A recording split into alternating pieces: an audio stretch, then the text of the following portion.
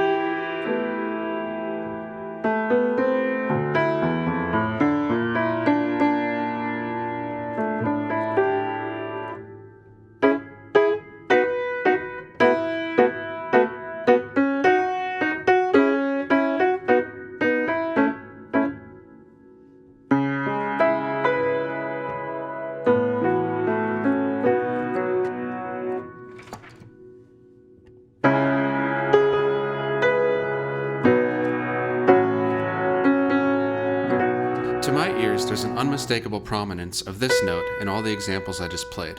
That's the minor seventh. To illustrate, those last three examples are in C sharp minor, so the seventh note in the scale ends up being the note B.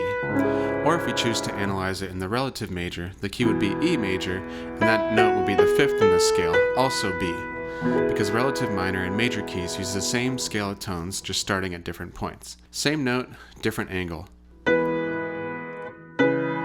That note also marks the highest pitch of each song's melodic range in the lead vocal, or the peak of the ambitus, a fancy word for the range of a melody. To better define ambitus, I'll use two of my favorite songs. A narrow ambitus of a third,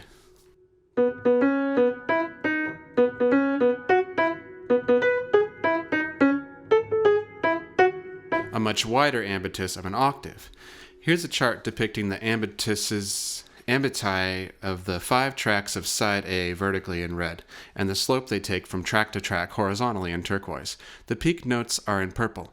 As you can see, running up that hill is in C minor, and the peak note is B flat, the minor 7th. Hounds of Love is in F major, and the peak note is C, the 5th, which as we learned is melodically equivalent. The Big Sky is also in F major, and also peaks at C, the 5th. Mother Stands for Comfort dips down to A minor, and the peak note is G, the minor 7th. Cloud Busting is in C sharp minor, and the peak note is B, the minor 7th. Conveniently, this peak note usually shows up in the very first vocal phrase, if not earlier in the instrumental. For instance, the very first thing we hear on the album.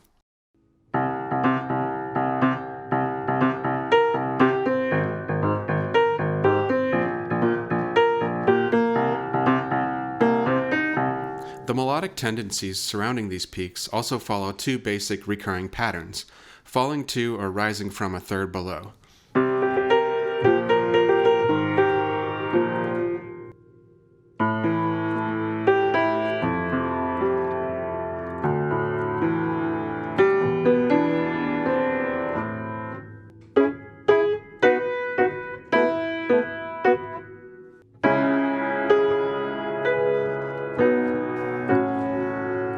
Or falling to or rising from a fifth below.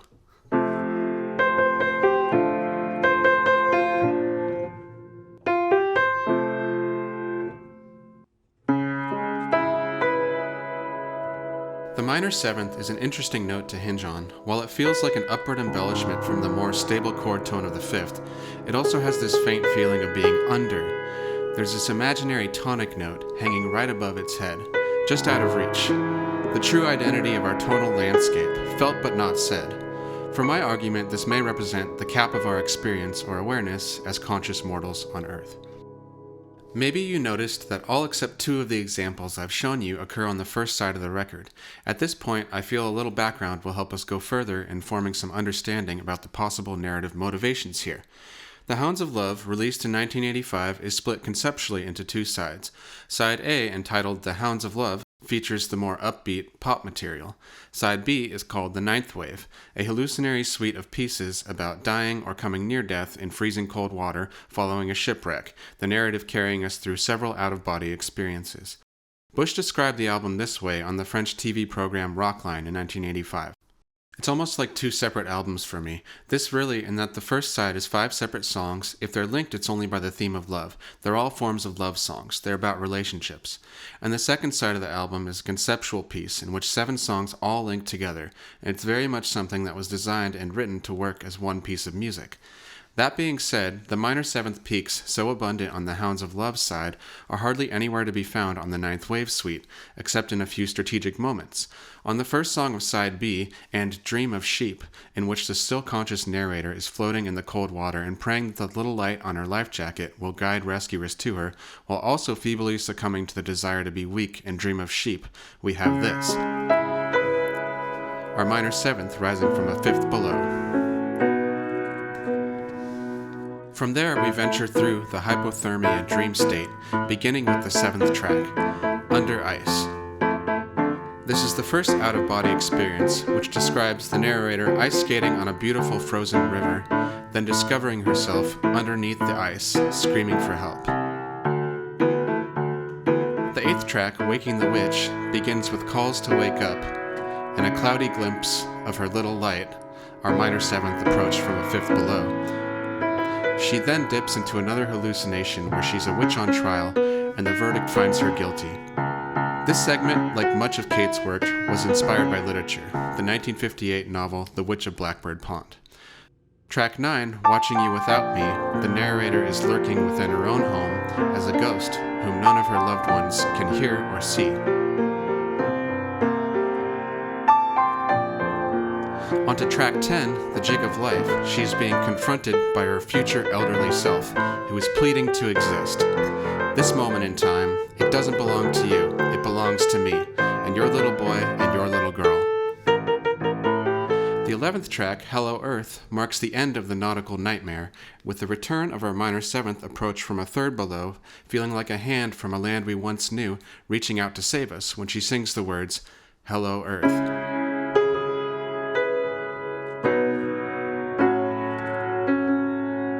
But it may not be the hello we'd expected. Within the lyrics, she describes gazing at the distant planet from out in space. With just one hand held up high, I can blot you out of sight. Peekaboo, little Earth. Now, whether she's returning to Earth or drifting away is unclear. However, the awareness of the sea and the voices of rescuers trying to reach her are breaking through the dream.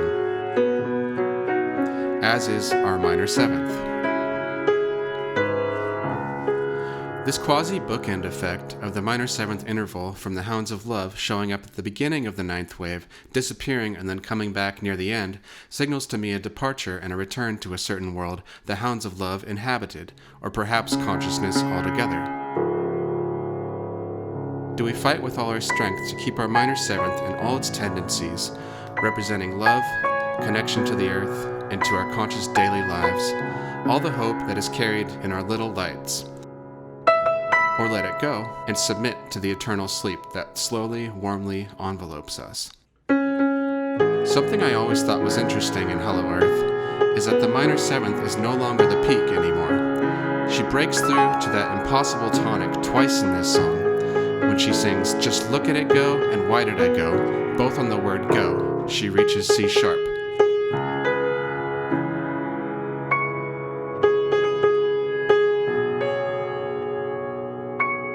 I'm giving this breakthrough to our previously unattainable tonic some spiritual narrative significance. Now, Kate herself claims the narrator survives in the 9th wave, but the debate remains playfully open amongst fans as to whether she is dying at this point in the album, or just having a near-death experience and actually gets rescued. In either case, she's risen to a much higher plane of experience.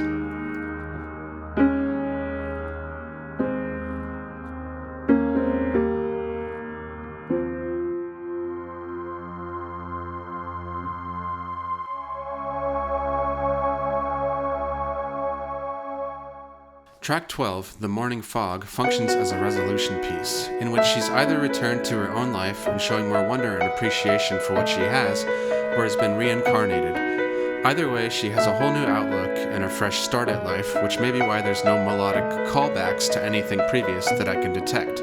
A clean slate, both spiritually and musically. And that's my theory on the minor seventh's Curious Place on the Hounds of Love by Kate Bush. Thank you for watching. I hope you had fun. If this was at all interesting or provoking, I invite you to go back and listen to it in one sitting, with or without these things in mind. I'd love to hear what you discover for yourself. Obviously, I'm a big fan, so if this is the only album you know well by Kate, please check out her other work. The Kick Inside, Never Forever, The Dreaming are all my other personal favorites, but everything she's laid her hands on has been amazing. Since the mid-90s, she's had a track record of dropping a new project every decade or so I think we're due to hear from her soon.